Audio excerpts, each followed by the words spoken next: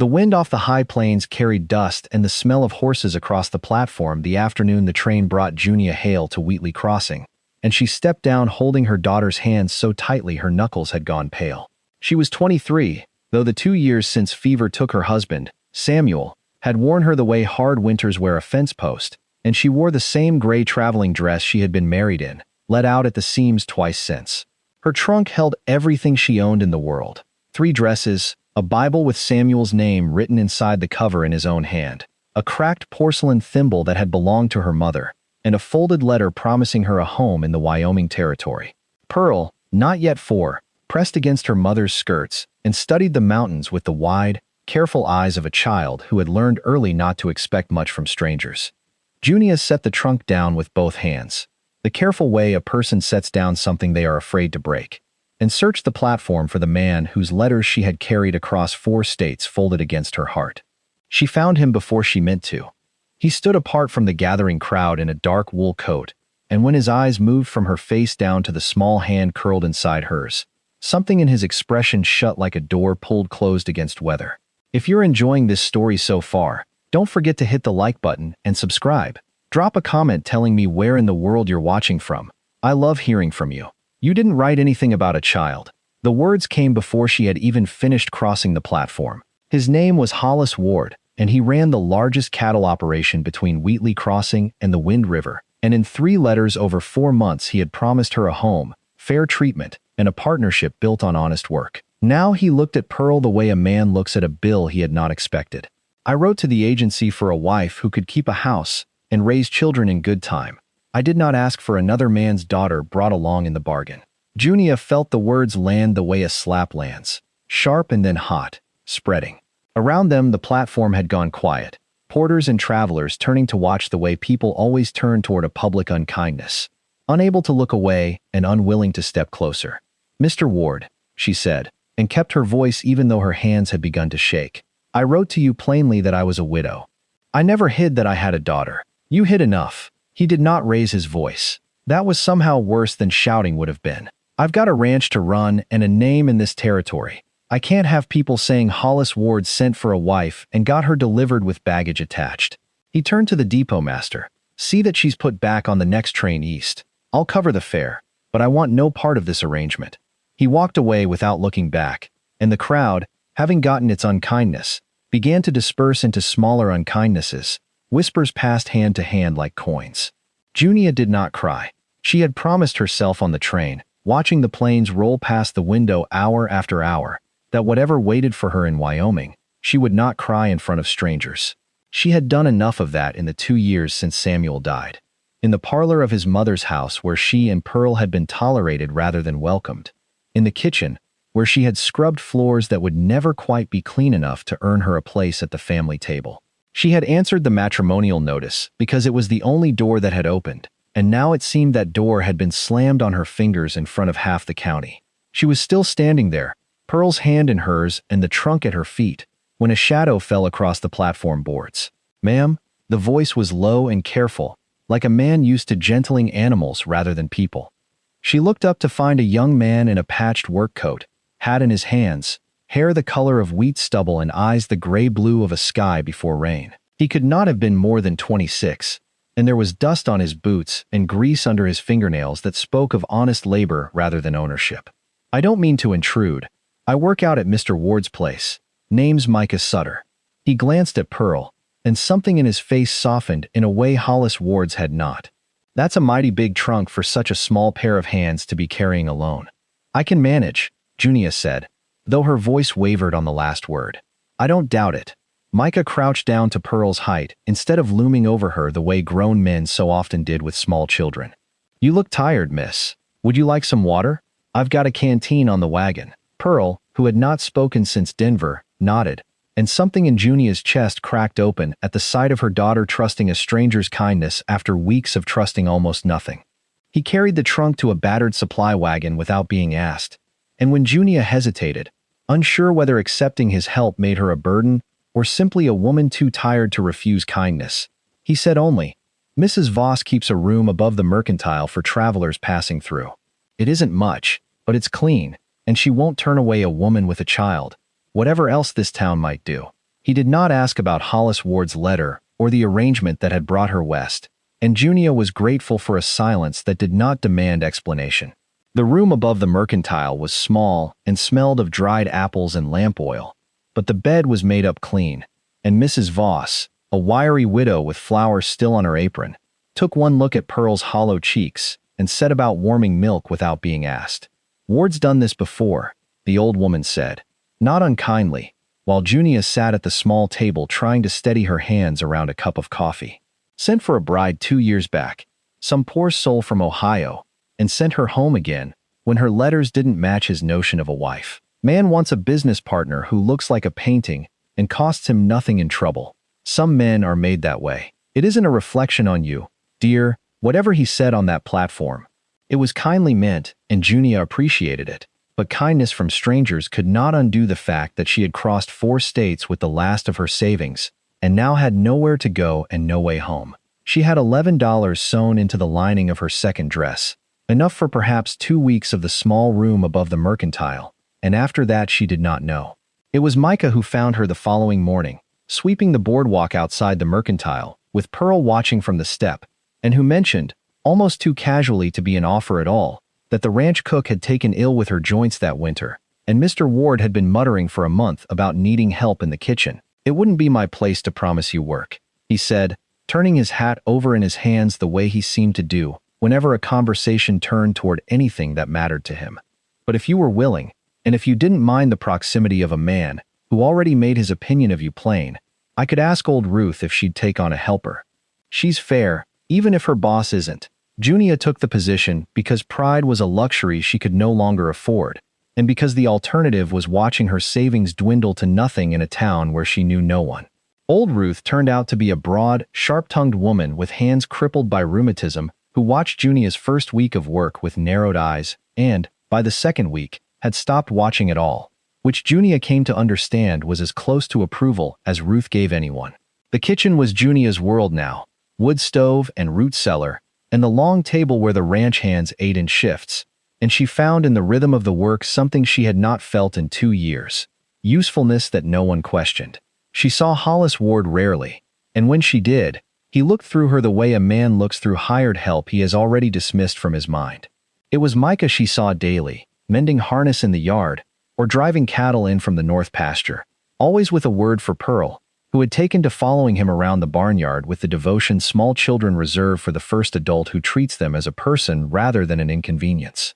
He carved her a small wooden bird from a scrap of pine one evening, a chickadee with careful wings, and Pearl carried it everywhere afterward, tucked inside her apron pocket like a talisman.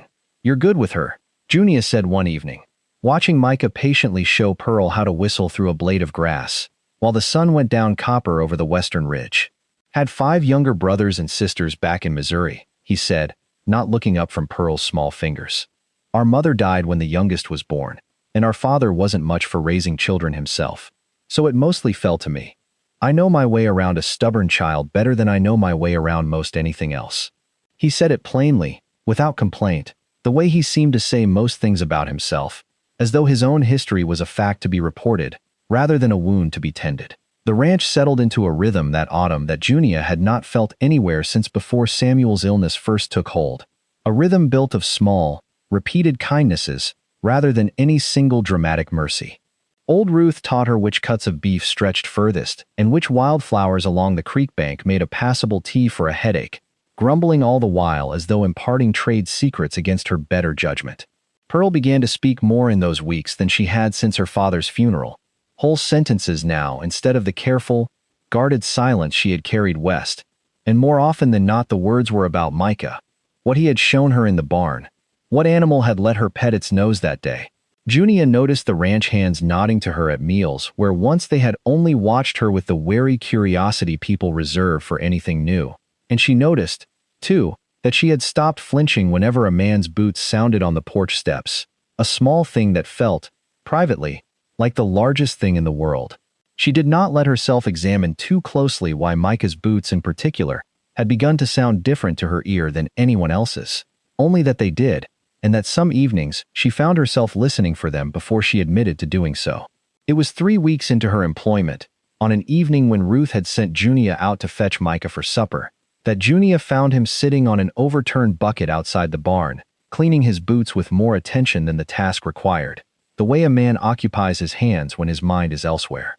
Ruth says the stew will go cold, she told him. I'll be along. He did not look up. Then, after a silence that stretched longer than the moment required, he added, Mrs. Hale, I want to say something, and I'd ask you to let me finish before you answer. Junia waited, her heart doing something strange and unfamiliar in her chest. I know what people in town are saying. About you staying on here. About the two of us being seen together more than a farmhand and a cook rightly ought to be seen together. He finally looked up, and there was something raw in his face that he usually kept carefully hidden. I want you to know I've never meant to put you in a difficult position. I'm nothing more than hired help myself. Mrs. Hale, I own the clothes on my back and a horse that isn't even mine, borrowed from Mr. Ward against my wages. A farmhand has nothing to offer a woman like you. Nothing but calloused hands and a bunkhouse cot. And you deserve a man who can give you a real home, walls of your own, a name that means something in this territory. I'd not have you waste your prospects on a man with empty pockets when Mr. Ward himself might yet come to his senses. Junia stood very still, holding the weight of his words, understanding that what he had just done, however clumsily, was step backward out of love rather than lack of it. Mr. Sutter, she said carefully, do you believe a home is built of walls? I believe walls help. A small, sad smile. I've slept without them enough winters to know the difference. My husband had walls, Junia said. He had a house with a real roof and land his father left him, and he had a mother who never once, in 3 years of marriage, called me anything but the girl who trapped her son. Walls did not make that a home, Mr. Sutter. They made it a very well-built cage. She crossed the yard and stood close enough that he had to look up at her from the bucket. I did not come west looking for walls. I came looking for somewhere Pearl and I would not have to earn our welcome every single day just by existing. Micah said nothing for a long moment, and Junia, suddenly aware of how close she had stepped and how plainly she had spoken, felt heat rise in her face. She was saved from further explanation by Pearl's voice calling from the kitchen door, and by the time supper was served, whatever had passed between them in the yard had folded itself back into the ordinary business of the evening, unspoken but not forgotten. 2 weeks later, Hollis Ward's young nephew Charlie, an orphan boy of 7 who had come to live at the ranch that spring, woke in the night burning with fever so high his teeth chattered even under 3 blankets. Old Ruth's rheumatism kept her from climbing the stairs quickly, and the nearest doctor was a full day's ride toward Casper, and it was Junia, hearing the boy's cries through the thin wall of the kitchen loft, where she and Pearl now slept, who came running, with her hair still in its nighttime braid. Willow bark, she said, already moving toward the pantry where Ruth kept her stores. And I'll need vinegar and clean linen, as much as you can find. Hollis Ward stood in the doorway of his nephew's room in his shirt sleeves, looking more lost than Junia had ever seen a man look. And for once, he did not question her, did not remind her of her place in his household. Her mother had been a healer before crossing the ocean, and had taught Junia what she knew of fevers before consumption took her. Knowledge Junia had never had occasion to use since Samuel's death, when nothing anyone knew had been enough to save him. She worked through the night, cooling the boy's skin with vinegar water, coaxing willow bark tea past his cracked lips a spoonful at a time. And when dawn came gray through the window, Charlie's fever had broken, and he slept the deep, ordinary sleep of a child who would live to see another summer. If you're hooked on this story, make sure to subscribe and turn on notifications so you never miss an upload. Your support means everything and helps me bring you more emotional stories like this one. Hollis Ward found Junia in the kitchen the following afternoon, hollow-eyed from the sleepless night, and stood in the doorway turning his hat in his hands in a gesture so like Micah's habitual nervousness that Junia nearly smiled despite her exhaustion. I owe you a debt I don't know how to pay, he said, and the words came out stiffly, a man unused to admitting he had misjudged anyone. Charlie is all the family I have left since my sister passed. If you hadn't known what to do, he stopped, unable to finish the thought. I was wrong about you, Mrs. Hale. Wrong to send you off that platform the way I did. Wrong about what kind of woman would answer a matrimonial notice with a child in tow. I'd like to make it right, if you'd allow it. Junia set down the pot she had been scrubbing, wary of where this conversation intended to go. There's nothing to make right, Mr. Ward. Your nephew is well. That's payment enough. I don't mean payment. He cleared his throat, and color rose along his collar. I mean, I'd like to renew the arrangement we first discussed. Properly this time, knowing full well who you are and what you're capable of.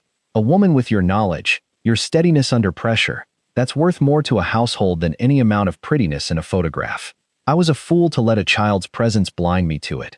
The offer, delivered so plainly, ought to have felt like vindication after the humiliation of the platform. And for one unsteady moment, Junia felt the pull of it, the promise of walls and land, and a name that meant something in the territory.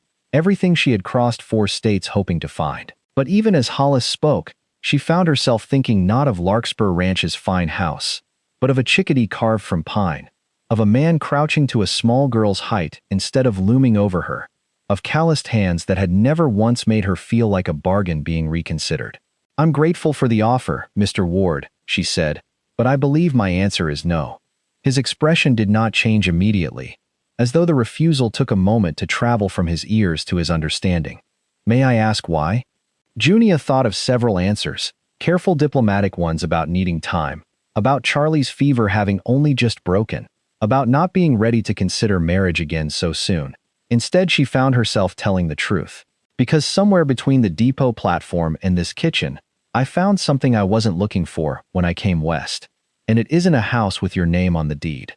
Word of the refusal spread through the ranch the way word always spread in a place where a dozen men ate at the same long table and had little else to occupy their evenings besides talk.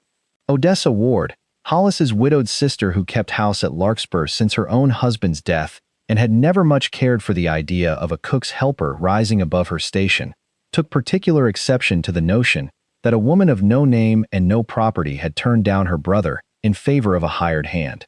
"A farmhand," Odessa said one evening in the kitchen, loud enough to be certain Junia heard it from the pantry, "who owns nothing, inherits nothing, and will still be mucking stalls at 60 while better men build something of their lives. If that's the sort of judgment she exercises, my brother is well rid of the whole arrangement." Junia heard of Odessa's remark before the sun had fully set that evening, carried to her in the careful, apologetic way that old Ruth delivered any news she suspected would sting. She said nothing in response, only finished scrubbing the pot in her hands with more force than the task required, and told herself that Odessa Ward's opinion of a farmhand's worth mattered no more than the opinion of anyone else who had never once crouched down to a frightened child's height, or sat up through a fever with hands that trembled from exhaustion rather than obligation. But she lay awake longer than usual that night, listening to Pearl's even breathing beside her, and admitted to herself, in the particular honesty that comes only in the dark, that she had already begun measuring every man she might have chosen against a farmhand who owned nothing but seemed, somehow, to have more to give than anyone she had ever known. Micah heard the talk, as everyone at Larkspur eventually heard everything, and it settled into him the way old doubts always settle back into a man who has spent his whole life being told what he was worth by people with more than he had. That Sunday, the town held its Founders' Day social at the schoolhouse, a tradition Wheatley Crossing observed every autumn, with a potluck supper and fiddle music and speeches from the mayor about the hardships the first settlers had endured, and nearly everyone from the surrounding ranches turned out for it, Hollis Ward and Odessa among them, Junia and Pearl walking in with old Ruth, who had declared herself well enough to attend despite her joints. Micah found Junia near the lemonade table during a lull in the music, and there was something in his bearing, a stillness that felt final rather than peaceful, that made her stomach tighten before he had said a single word. "I've given my notice to Mr. Ward," he said without preamble. "There's a ranch up near Sheridan, looking for hands, better wages than I'm getting here. And Charlie's fever aside, I think it's past time I moved on. You're leaving because of what Odessa said. It was not a question. I'm leaving because she isn't wrong." His jaw was tight, his eyes fixed somewhere over her shoulder, rather than on her face. "You had a chance at a real future here, Mrs. Hale. Land and a name and security for Pearl, and you turned it down for reasons I can only half guess at. And I won't be the man who let you throw that away on a farmhand's wages and a borrowed horse. I told you once already, I've got nothing to offer you.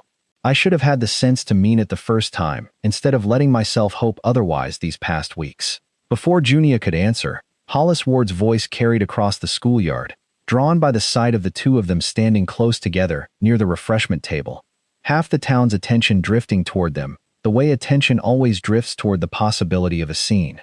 "Sutter." Hollis crossed the grass with Odessa a step behind him, her expression already arranged into something like satisfaction. I think Mrs. Hale has more sense than to spend the conversation on a ranch hand's wages when she's just turned down considerably better prospects. Hollis, Junia began, but he was not finished. I mean no disrespect to you, Micah. You've been a fair hand these 3 years. But a farmhand has nothing to offer a woman who nursed my nephew back from the edge of the grave with her own 2 hands and her mother's remedies. She could have land. She could have a name that opens doors in this territory, instead of one that closes them. I'd think even you could see the sense in stepping back and letting her have what she's earned. His voice was not unkind. Exactly. More the voice of a man who believed himself to be stating an obvious fact for everyone's benefit, and that was somehow worse than cruelty would have been, because half the schoolyard nodded along as if he had simply spoken plainly what everyone already believed. The fiddle music had gone quiet, or perhaps Junia simply could no longer hear it over the sound of her own pulse. She looked at Micah, who stood with his hat in his hands and his eyes fixed on the ground, already folding himself smaller, the way he had learned to do his whole life whenever someone with more than him explained what he was worth, and something in her chest that had been building for weeks finally came loose. "You're wrong, Hollis." Junia's voice was not loud, but it carried across the stilled schoolyard the way a struck bell carries. "You said the day I arrived that a woman like me had nothing to offer unless she came without a child attached. Now you stand here and tell me a man has nothing to offer unless he comes with land attached. I'm beginning to think you measure every soul in this territory by what's written on a deed, and I'm sorry for you, because it means you've never understood what actually makes a home." She turned to Micah, who had finally lifted his eyes to meet hers. Disbelief and something achingly close to hope warring in his face. "You told me once you had nothing to offer but calloused hands and a borrowed horse. You were wrong too, Micah Sutter. You offered me supper when I had nowhere to eat it. You offered my daughter a carved bird and someone who crouched down to her height instead of looming over her like a judgment. You sat up 2 nights running when Charlie's fever broke, not because anyone asked you to, but because you couldn't sleep worrying whether I was managing alone. You offered me a family, and I would rather have that in a bunkhouse than a deed to the finest house in the territory with no love written anywhere inside it." For a moment, nobody in the schoolyard moved. Somewhere near the punch bowl, a child's fork clattered against a tin plate, unnaturally loud in the stillness. Then Pearl, who had been standing at her mother's side clutching the small carved chickadee she carried everywhere now, tugged at Micah's sleeve and said, in the clear, unguarded voice of a very young child who has not yet learned to measure her words, "Are you going to be my papa now?" And the schoolyard, which had held its breath through Junia's speech, let it out all at once in something between a laugh and a collective exhale. Micah knelt without hesitation, the way he always knelt for her, and said something too quiet for the crowd to hear, though whatever it was, made Pearl throw both arms around his neck. When he stood again, he looked at Junia with an expression she had not seen on his face before, something unguarded and almost frightened by its own hope. "I don't have land," he said, low now, meant only for her, though half the town could hear it anyway. "I don't have a name that opens doors.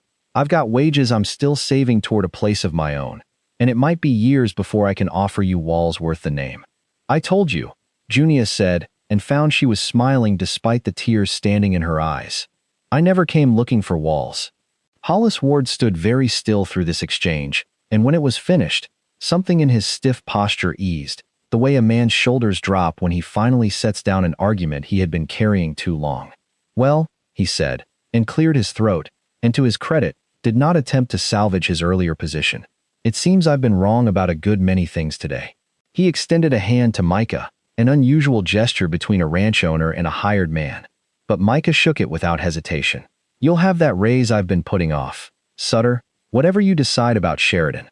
A man who turns down better wages out of loyalty to people rather than a ranch is exactly the sort of hand I ought to be paying more, not less." Odessa Ward said nothing further that afternoon, though Junia noticed, weeks later, that she had begun offering a small nod of greeting whenever their paths crossed in town, which was as close to an apology as a woman like Odessa was ever likely to give. And Junia, who understood something now about people who measured worth by what could be counted, rather than what could be felt, found she did not need more than that. Micah did not go to Sheridan. He stayed on at Larkspur through that winter and the next, saving his wages the way he had always saved them, only now towards something with a purpose attached. and in the spring after Charlie's fever broke, he and Junia were married in the same schoolyard where the town had watched her refuse one future and claim another, with old Ruth crying openly into a borrowed handkerchief, and Pearl carrying the carved chickadee tucked into the sash of her one good dress. They did not marry into a fine house with a deed bearing anyone else's name. They took the small cabin at the edge of Larkspur's north pasture that Hollis offered them as a wedding gift, 3 rooms and a stone chimney and land enough for a garden. And Micah raised the walls higher himself that first summer, board by board, until the cabin held a proper loft for Pearl and room enough, in time, for the son who would be born to them 2 winters later. Old Ruth stayed on at Larkspur long enough to teach Pearl her own recipe for sourdough starter, declaring the girl a faster hand at kneading than her mother had ever been. And when Pearl began, without anyone teaching her to, calling Micah Papa instead of any more careful word, he answered to it so readily that Junia understood he had been waiting to be called that long before he had any right to expect it. Hollis Ward became, in his own stiff and undemonstrative way, something like a friend to them both, sending over a bull calf the spring their son was born and standing as the boy's godfather that summer, with an awkwardness that had, by then, become almost endearing rather than cold. Even Odessa softened by degrees, bringing preserves to the cabin the winter the baby came, though she never quite managed to say the word sorry outright, only left the jar on the step and let her nod speak for her, which by then Junia had learned to accept as its own kind of grace. On evenings when the work was done and the supper dishes cleared, Junia would sometimes stand at the cabin window and watch Micah cross the yard from the barn, hat in hand out of habit even now, and think of the platform in Wheatley Crossing, where a man's rejection had once felt like the end of every hope she carried west. She understood now that the platform had marked a beginning rather than an end, the place where she stopped searching for walls and started recognizing, in a farmhand's carved bird and a crouched-down greeting to a frightened child, the shape of the only home that had ever truly held her. Thank you so much for watching until the end. If you love this story, check out the other videos on your screen now. I think you'll really enjoy them. And don't forget to subscribe if you haven't already. See you in the next story.